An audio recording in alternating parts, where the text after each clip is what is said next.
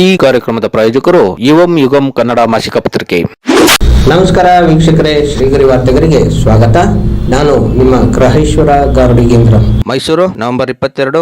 ಗ್ರಾಮೀಣಾಭಿವೃದ್ಧಿ ಮತ್ತು ಪಂಚಾಯತ್ ರಾಜ್ ಇಲಾಖೆ ಹಾಗೂ ಐಟಿ-ಬಿಟಿ ಸಚಿವರಾದ ಪ್ರಿಯಾಂಕ್ ಖರ್ಗೆ ಅವರ ಹುಟ್ಟುಹಬ್ಬದ ಪ್ರಯುಕ್ತ ಕೆಪಿಸಿಸಿ ಪ್ರಧಾನ ಕಾರ್ಯದರ್ಶಿ ಸಿ ನರೇಂದ್ರರವರು ಇಂದು ಮೈಸೂರಿನ ತಿಲಕ್ ನಗರದ ಅಂಧ ಮಕ್ಕಳ ಶಾಲೆಯ ಮಕ್ಕಳಿಗೆ ಬೆಳಗಿನ ಉಪಹಾರ ವಿತರಿಸುವ ಮೂಲಕ ಹುಟ್ಟುಹಬ್ಬವನ್ನು ಆಚರಿಸಿದರು. ಈ ಸಂದರ್ಭದಲ್ಲಿ ಮೈಸೂರು ಜಿಲ್ಲಾ ಯುವ ಕಾಂಗ್ರೆಸ್ ಸಮಿತಿ ಉಪಾಧ್ಯಕ್ಷ ಬಿಳಿಕೆರೆ ಸ್ವಾಮಿ, ಕೆಪಿಸಿಸಿ ಕಾರ್ಮಿಕ ವಿಭಾಗದ ಉಪಾಧ್ಯಕ್ಷ ನಾಗರಾಜು, ಪದವೀಧರ ಕ್ಷೇತ್ರದ ಜಿಲ್ಲಾಧ್ಯಕ್ಷ ರಾಘವೇಂದ್ರ, ಡಿಸಿಸಿ ಎಸ್ಟಿ ವಿಭಾಗದ ಜಿಲ್ಲಾಧ್ಯಕ್ಷ ನಾಗವಾಲ ಮಹೇಶ್, ಮುಖಂಡರಾದ ಶಿವರಾಜು, ಅಂಧ ಮಕ್ಕಳ ಶಾಲೆಯ ಶಿಕ್ಷಕರಾದ ಸತೀಶ್, ದನಗಳ್ಳಿ ಪ್ರವೀಣ್, ಜಿಲ್ಲಾ ಯುವ ಕಾಂಗ್ರೆಸ್ ಪ್ರಧಾನ ಕಾರ್ಯದರ್ಶಿ ನವೀನ್ ಕುಮಾರ್, ನಗರ ಯುವ ಕಾಂಗ್ರೆಸ್ ಸಮಿತಿ ಉಪಾಧ್ಯಕ್ಷ ನೌಫಿಲ್ ಅಹಮದ್, ಪುಟ್ಟರಾಜು, ಪ್ರಮೋದ್, ಹಿನಕಲ್ ಮಂಜು ಸೇರಿದಂತೆ ಮತ್ತಿತರರು ಉಪಸ್ಥಿತರಿದ್ದರು.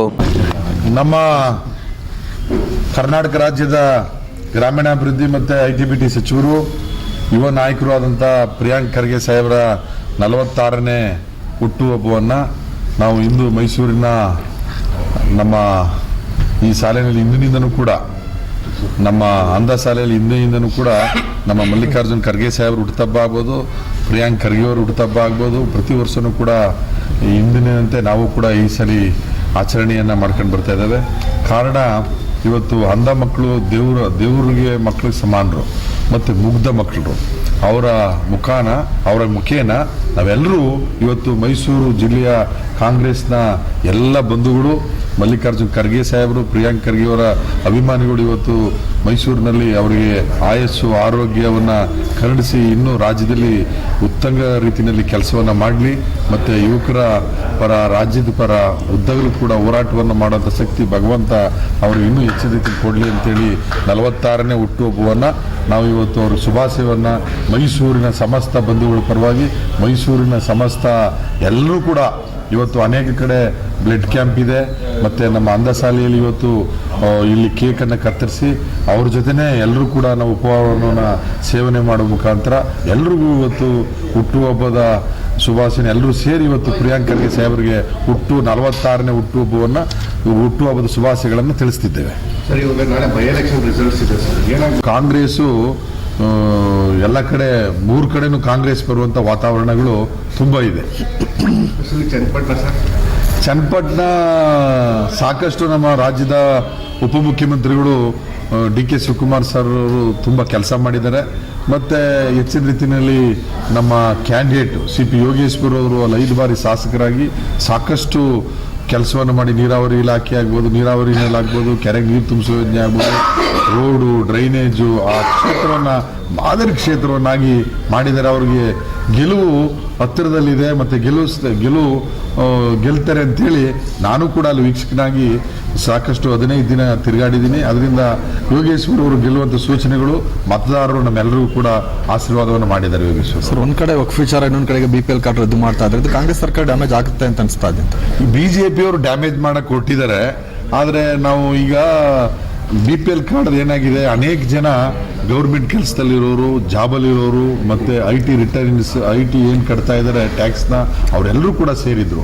ಆ ಥರದವ್ರನ್ನ ಕೈ ಬಿಟ್ಟು ಯಾರು ನಿಜವಾದ ಕಡು ಬಡವರಿದ್ದಾರೋ ಆ ಥರದವ್ರಿಗೆ ತಲುಪಿಸುವಂಥ ಕಾರ್ಯಕ್ರಮವನ್ನು ಮಾಡ್ಕೊಂಡಿದ್ದಾರೆ. ನಿಜವಾದ ಬಡವರಿಗೆ ತಲುಪಬೇಕು ಅನ್ನೋದು ಸರ್ಕಾರದ ಚಿಂತನೆ ಮತ್ತು ಸರ್ಕಾರದ ಯೋಜನೆ. ಮಾನ್ಯ ಮುಖ್ಯಮಂತ್ರಿಗಳ ಆಲ್ರೆಡಿ ತಿಳಿಸಿದ್ದಾರೆ. ಈಗ ರಾಜ್ಯಾದ್ಯಂತ ಸಾಕಷ್ಟು ಜನ ಅರ್ಹ ಫಲಾನುಭವಿಗಳ ಕಾರ್ಡ್ ಕೂಡ ರದ್ದಾಗ್ತಾ ಇದೆ.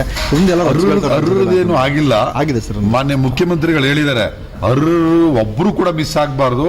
ಬೇಕಾದ್ರೆ ಈ ಥರದವ್ರು ಇದಾರಲ್ಲ ಕೇಸು 102 ಕೇಸು, ಬೇಕಾದ್ರೆ ಆ ಥರದ ಕೇಸ್ ಸೇರಿದ್ರೂ ಪರವಾಗಿಲ್ಲ, ನಿಜವಾದ ಅರ್ಹರು ತಪ್ಪಾರದು, BPL ಕಾರ್ಡ್ ರದ್ದಾಗಬಾರದು ಅಂತೇಳಿ ಮಾನ್ಯ ಮುಖ್ಯಮಂತ್ರಿಗಳು ಸೂಚನೆಯನ್ನು ಕೊಟ್ಟಿದ್ದಾರೆ.